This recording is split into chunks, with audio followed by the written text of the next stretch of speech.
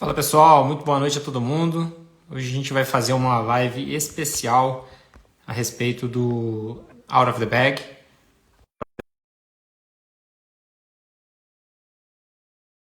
E fixações de lentes tanto na esclera quanto na íris. A ideia é a gente fazer um bate-papo aqui respondendo algumas das principais dúvidas que a gente recebeu desde ontem, desde que a gente abriu o carrinho. E Felipe, beleza? Tudo bom? E aí? Então tá. Então, nossa ideia é fazer um bate-papo aqui para explicar um pouco melhor sobre algumas dúvidas que apareceram hoje para a gente aqui no suporte. A Nina fez uma seleção das principais dúvidas e a gente vai bater um papo esticando um pouquinho a mais em relação ao que a gente conversou ontem. Se alguém tiver algum comentário, alguma dúvida, pode mandar para a gente aqui. Ou se quiser também participar da live com a gente abre aqui para que você possa entrar ao vivo com a gente. Então, fique à vontade para participar junto. Em relação a ontem, Felipe, o que você achou da conversa lá? Eu achei que foi muito legal. Eu achei que a ideia de fazer a discussão parecido com o que a gente tinha feito com os alunos da primeira turma foi legal, né? A gente comentou ontem que na primeira turma a gente fez algumas lives também para tirar dúvida. Então, durante o curso, todo mundo caminhava junto dentro dos módulos, a gente se comunicava e discutia casos ali no WhatsApp, e aí a gente marcou algumas datas para se encontrar ao vivo e tirar dúvida, e lá a gente fazia discussões de casos também semelhantes ao que foi ontem, né? E, Essa live de tira dúvida que está lá no Out of the Bag, né, que a gente fez com o pessoal, foi muito legal, porque é caso de vida real, né? Foram as dúvidas que o pessoal as pessoas foram tendo ao longo do treinamento ali e trouxeram para a gente realmente bater um papo e ver o que a gente podia fazer para melhorar o resultado desse, né? Mas o que você ia falar? não, isso é sempre positivo, sempre tem muito o que falar, né? Qualquer cirurgia de fixação sempre tem uma coisinha ou outra para discutir. Ela pode estar perfeita ali, mesmo, ou pode ter algum passo ou outro que podia ter sido feito diferente na opinião de um, na opinião de outro. Sempre surgem muitas dúvidas. Como é uma cirurgia de muitos detalhes, sempre surgem muitas dúvidas. É, exatamente.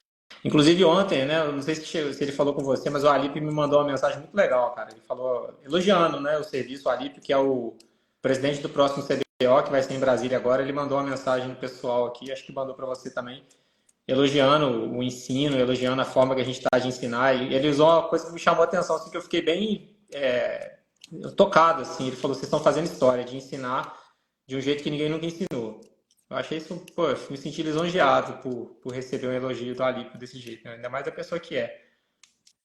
Com certeza. A gente tem alguns exemplos desses, né? De pessoas que eram professores nossos e que de repente estão em um curso do Orbit ou que mandam um elogio a alguma coisa que a gente fez do Orbit. Eu acho que isso por si só, sem palavra nenhuma, só esse apoio já é um elogio, né? A gente já sente isso como uma coisa legal.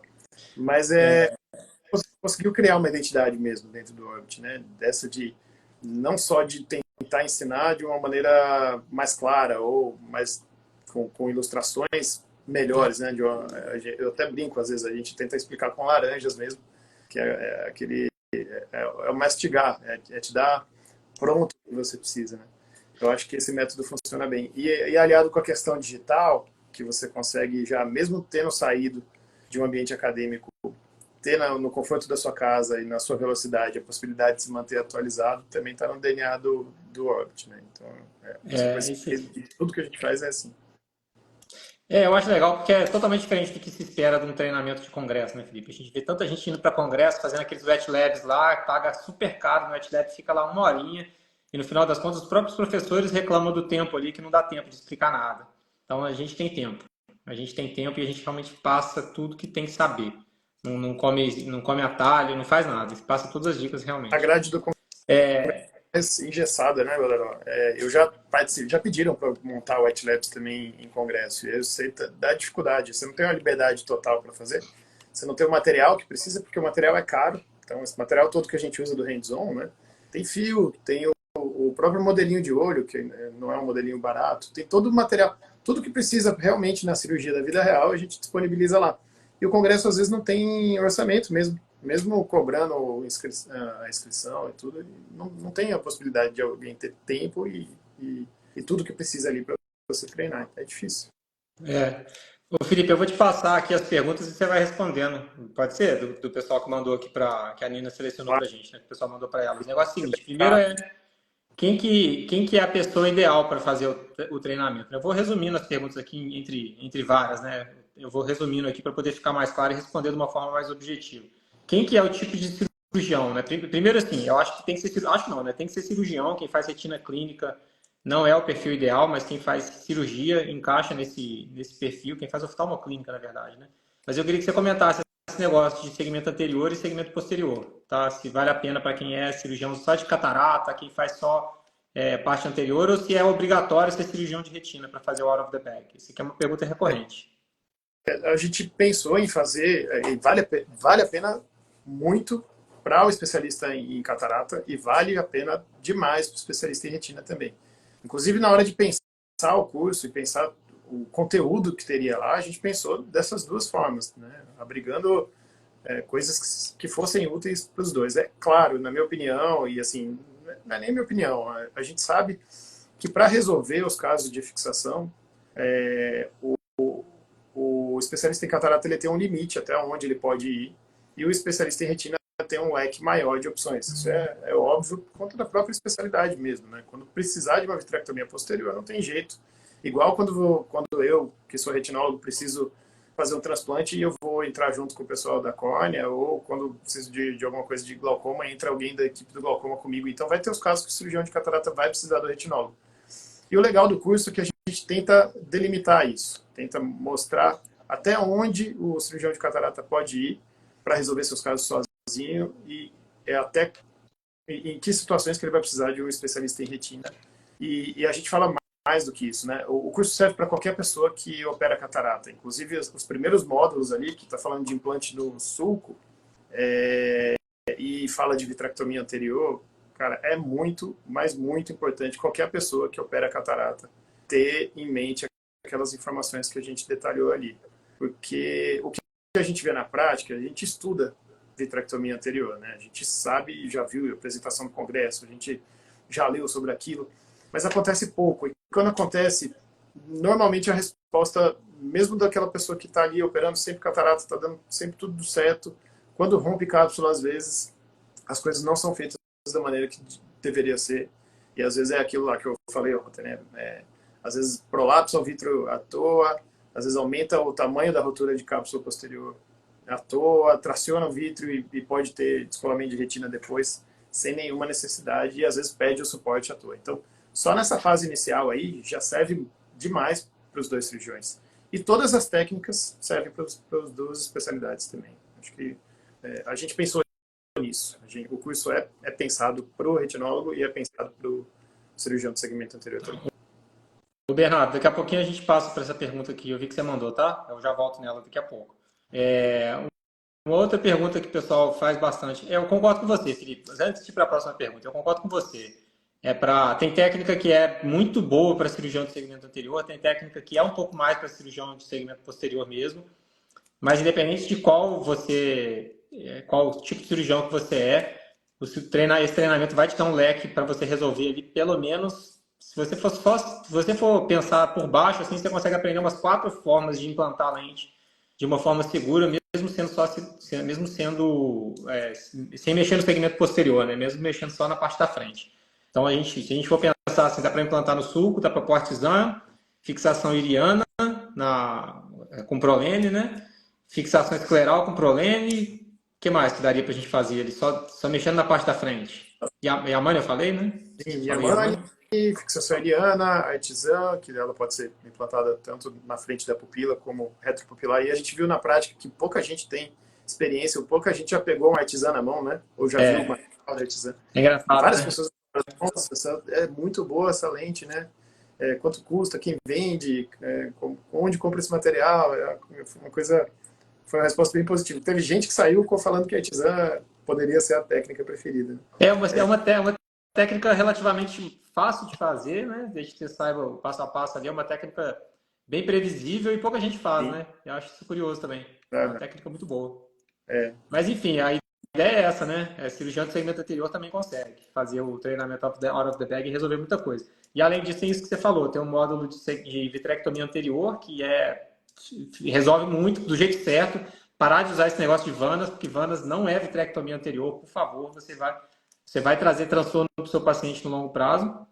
E a outra coisa, outro módulo que eu acho que é muito legal para quem faz segmento anterior também, Felipe, é a parte de resolver complicação mesmo, sabe? Identificar a preocupação precoce e resolver da maneira adequada.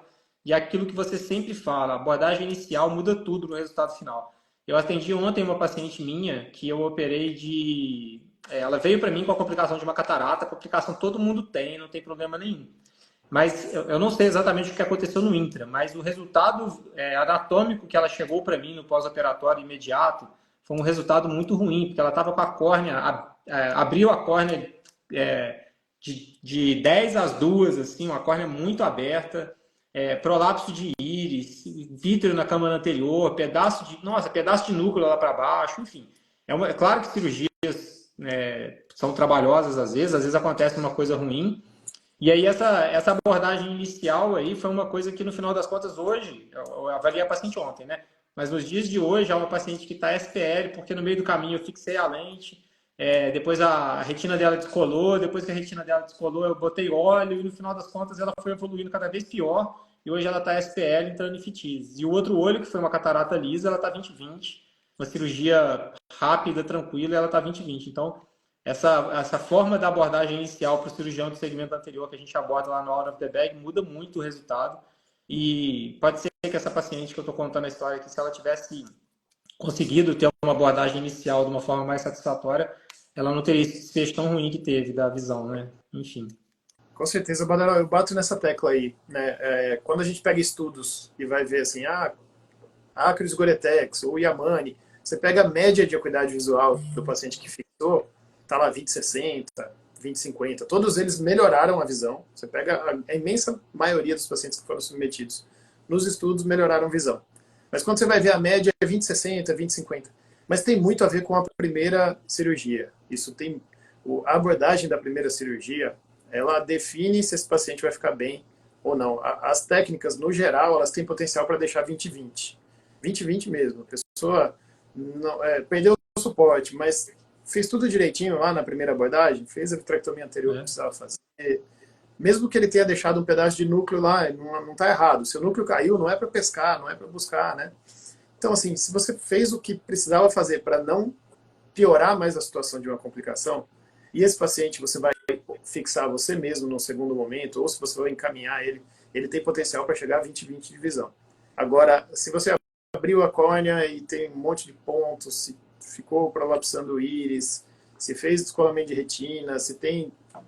No curso tem lá uma lente de peça única implantada no sulco e 2 LIOS no vítreo.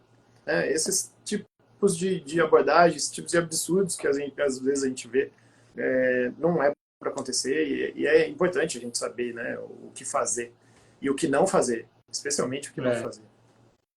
Exatamente. Outra pergunta que mandaram bastante aqui, Felipe, se o hands-on está incluído para o módulo teórico também. Se é tudo a mesma coisa, assim, quer dizer, se é uma inscrição só, essa aqui é a pergunta. Se o hands-on está incluído para quem faz o módulo teórico. Não, o hands-on não foi na primeira turma e também não na segunda. E hands-on isoladamente, fazer só o hands-on sem fazer a parte teórica também, eu não acho que você consegue aproveitar, não acho que seja proveitoso. O hands-on foi muito, muito legal, né? Eu te falei ontem também, assim, quando a gente estava pensando como fazer o hands-on, a gente quebrou muito a cabeça para, não, isso aqui tem que ser top, não, tem que ser um negócio que não existe. E aí a gente falava, será que vai ser 1 hora, o aluno escolhe a técnica que ele quer aprender e ele treina ali aquela 1 horinha comigo ali ou com alguém do Orbit? Não, a gente tem que fazer de um jeito que todo mundo treina tudo, todo mundo aprende junto, e a gente conseguiu criar esse ambiente, né? Só que temos limitações de vagas, a gente não consegue um turno do espaço e microscópio para todo mundo, e não adianta, aquilo que eu falei, acho que a informação, a pessoa, para aproveitar melhor o Out of the Bag, ou ela faz a parte teórica, e aí, como ela já tem uma experiência, tudo, sente que não tem muita necessidade dessa parte do hands-on, de treinar, tudo bem, ela já vai ter um benefício enorme só com o curso teórico. Eu acho que o curso teórico tem 75% da preciosidade do programa como um todo. E se quiser a cerejinha do bolo, que na minha opinião faz muita diferença. Se você quer aprender mais de uma técnica, quer ter contato com todo o material, o hands-on faz muita diferença. Aí você pode fazer a inscrição à parte também, mas são duas coisas separadas. Você pode fazer a sua parte teórica ou pode fazer os dois. O que a gente não vê muito sentido é fazer o hands-on sem fazer a parte teórica, que eu acho que não vai aproveitar ao máximo que poderia aproveitar. E nem está disponível, né? A pessoa nem consegue se inscrever separado. Ela tem que fazer a parte teórica, porque é um pré-requisito nosso, né? Assim, é essencial aprender a parte teórica para depois ir para a prática e depois, na sequência, ir para um olho de verdade, né? Então, as pessoas que seguiram esse passo a passo que o Orbit desenvolveu, as pessoas que seguiram esse passo a passo tiveram resultados muito positivos. Então, essa abordagem, a gente é criterioso nessa abordagem, né, de manter esses 3 passos aí, porque é a forma que a gente vê que as pessoas conseguem realmente reproduzir o que aprenderam no treinamento, que elas conseguem realmente ter resultados ali que são reprodutíveis, aquela questão de segurança e reprodutibilidade, que é o grande calcanhar de Aquiles aí da fixação, né? Que eu acho que é o que mais pega. As pessoas fazem pouco, aí na hora fica inseguro, não tem resultado muito bom, e por não ter muito resultado bom, na hora que chega um caso fica inseguro, não quer fazer, e aí fica aquele ciclo e no final das contas vai diminuindo a complexidade dos seus casos cada vez mais e para de fazer depois de um tempo. Isso é uma história que a gente vê com muita recorrência. E teve gente no primeira turma que fez a parte teórica e aí não conseguiu inscrição, né? Porque já tinha finalizado a inscrição do hands-on e tentou mandando mensagem que conseguisse, não conseguiu e agora a pessoa que já fez a parte teórica, depois ela consegue, pode fazer o hands-on também, fazer uma inscrição, né? Quem já é aluno do Out of the Bag, ele teve essa possibilidade. Mas teve muita gente que ficou na dúvida se faria, se vale a pena. E foi muito legal, porque a gente imaginava que o hands-on ia ser uma coisa disruptiva mesmo. A gente tinha na nossa cabeça que ia ser um sucesso. E a gente tinha a ideia de que seria um sucesso, né? Mas agora a gente tem certeza de que é um sucesso. Tem certeza, a gente imaginava que ia funcionar. Mas depois do primeiro a gente tem a certeza absoluta que funciona. Ontem o Badelão mostrou o índice de satisfação dos alunos e tudo, foi uma coisa fantástica, né, Badelão? Foi muito legal, 100% de satisfação.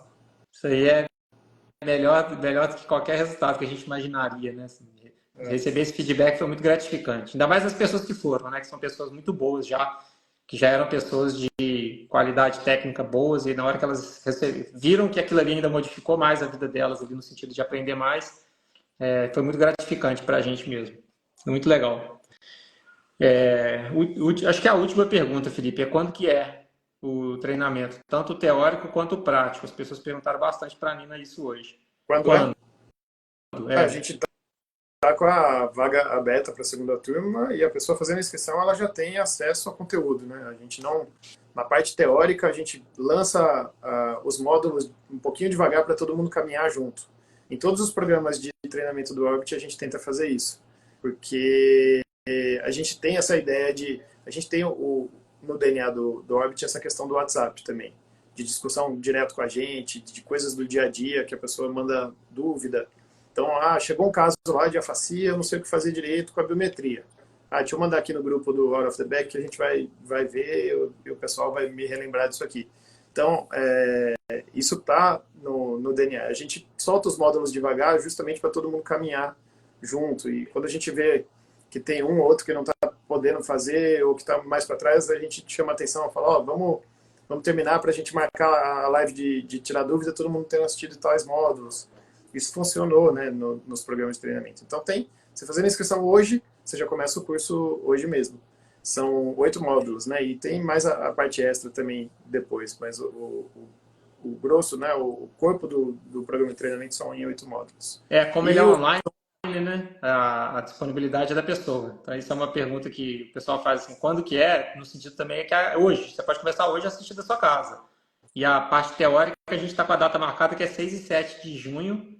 Vai ser em São Paulo, tá? Então, as pessoas que quiserem fazer parte do treinamento hands-on, esse programa é para o dia 6 e 7 de junho. E a parte hands-on, ela é bem importante para quem for fazer a inscrição, no sentido de se preocupar com a data, tá? Porque, primeiro que você tem que se programar para estar lá, claro, Mas uma outra coisa que eu chamo bastante atenção é porque a pessoa tem que se preocupar em fazer inscrição logo, porque são poucas vagas. A gente tem número limitado de microscópios e não tem outra previsão, né? A gente não sabe quando que vai abrir outra turma. Então, quem tiver interesse em fazer a inscrição do hands-on, tem que fazer logo, porque a vaga vai acabar a qualquer hora, né? A gente não sabe exatamente que dia acaba, mas elas já estão mais de 50% preenchidas aí. Sim, eu queria agradecer, inclusive, às pessoas que já estão no grupo, né? E que já, desde ontem, fizeram a inscrição e já estão com a gente. Na verdade, já teve até uma pré-inscrição, né? Porque a gente tem a Orbit Community, a gente normalmente abre uma pré-inscrição para quem é membro da Orbit Community. E já tinha gente inscrita até mesmo antes da live de ontem, né? É isso. Já tinham certeza que queriam fazer. Mas é isso. O feedback foi muito legal, né? Então, acho que já boca a boca vai correndo e o pessoal que não fez, que já tinha interesse em fazer, já estava no nosso pé aí, já fez inscrição pela Orbit Community mesmo. Cara, eu acho que é isso. As principais dúvidas que eu tinha para hoje era isso. A pergunta que mandaram aqui no grupo aqui mais cedo, ó. Qual que é o gauge da agulha que você usa na Yamane? 29. A gente usa 29. Eu já usei também a agulha de 30 de paredes finas, mas ela não vende no Brasil. Então você precisa conseguir essa agulha fora, num congresso fora e trazer. O mais importante do Yamane é você saber a relação do áptico, da lente que você vai usar e do gauge da agulha. Né? Ela não pode ser muito grossa, porque senão o túnel vai ficar muito grosso e aí pode ser que o flange volte e entre, mesmo você fazendo o flange, ele pode entrar. De novo, é uma complicação possível. Ou se ele for muito apertadinho para o áptico, ele vai entrar com dificuldade e depois ter alguma dificuldade na hora de sair. Então, mas a gente recomenda no programa de treinamento o material todo e a gente tem especificado tudo. Todos os módulos, né, as 6 técnicas de fixação são 8 módulos. Um deles fala de vitrectomia anterior e implante no sulco. E 6 módulos são fixações propriamente ditas. Todos eles têm qual é o material que você precisa, quais são as características das lentes que são utilizadas, qual a característica dos fios quando tem sutura, planejamento, biometria, o que você precisa pensar na hora de indicar ou não, ou de contraindicar aquela técnica. A gente discute complicações muito com foco de como evitar, e a parte do passo a passo é o principal, é o que a gente conseguiu ilustrar com desenhos, com animações, com o modelo de olho impresso em 3D, que é aquele modelo que eu tenho grandão ali, ele abre, né? Ele tem um ímã, então você consegue abrir, passar um fio por dentro, mostrar como fica a lente. A gente usou ele no hands-on bastante para explicar também. E o Simulai, que é um modelinho de olho próprio para treinar a fixação. O passo a passo é muito, muito detalhado, assim, não tem erro para você. Não tem risco de você não aprender. Exatamente. Você vai aprender. É isso, na hora tem a parte que você vai ver a teoria daquela técnica, depois você vai ver o desenho que o Felipe fez em forma de desenho, de animação, depois você vai ver em olho 3D gigantesco, que é esse que está ali atrás dele nesse momento, né? Você vai ver como que ele faz ali, pegando parafuso, como é que chama aqui? Alicate, né? Pegando alicate, corda, passando de uma coisa bem grosseira, de tamanhos grandes, para você entender como que seria se fosse uma coisa gigantesca. Depois você vê o simular e depois você vai ver vídeo cirúrgico e depois você vai praticar. Então, assim, é um passo a passo muito bem desenhado que a gente fez aqui no Orbit para poder fazer. Vai explicar de vários jeitos diferentes e aí uma das formas que tiver ali vai te atender no sentido de captar a mensagem do jeito que deve ser feito ali. Cada passo você vai entender de uma forma diferente para poder fazer do jeito certo. Então, isso aí que ficou muito legal. Todos esses detalhes assim mostrados em várias formas diferentes. Os últimos comentários aqui, o Ricardo comentou que a primeira Yamane foi orientada por você e foi fundamental para dar certo, e logo depois ele fala aqui que já teve flange dentro do olho por não ter usado a agulha errada. Então você vê que é importante mesmo o material para não dar complicação. E como qualquer outra cirurgia, as cirurgias de fixação elas são feitas para dar certo, no sentido de que a gente nunca quer reabordar. Porque uma reabordagem de uma cirurgia sempre é mais difícil do que uma abordagem inicial, né? Então, fazer do jeito certo uma faco é a melhor forma de resolver o problema do paciente, mas se complicar, tiver que fazer uma fixação é a melhor forma de resolver o problema dele e por aí vai. Quanto menos cirurgia, melhora o prognóstico visual do paciente, né? A gente vê que os estudos mostram mesmo que quanto mais cirurgias, quanto mais procedimentos cirúrgicos o paciente precisa ser submetido para qualquer tratamento, piora o prognóstico visual que ele apresenta. Então, você vê lá aqueles pacientes que têm múltiplas cirurgias, né, de retina, né, são os piores acuidades visuais daquele estudo, sempre é. Então, quanto menos a gente puder abordar esse paciente, melhor para o resultado visual dele. Sim. É isso aí, né, Felipe? Mais algum comentário?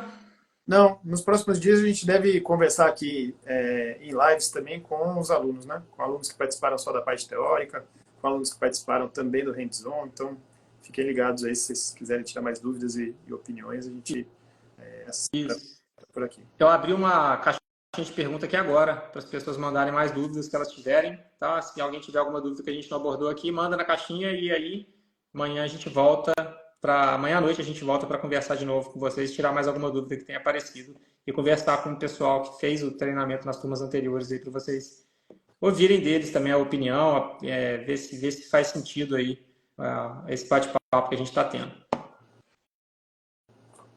Beleza. Beleza. Felipe, obrigado, tá? Boa noite para todo mundo. Boa noite a todos. Até mais. Um abraço.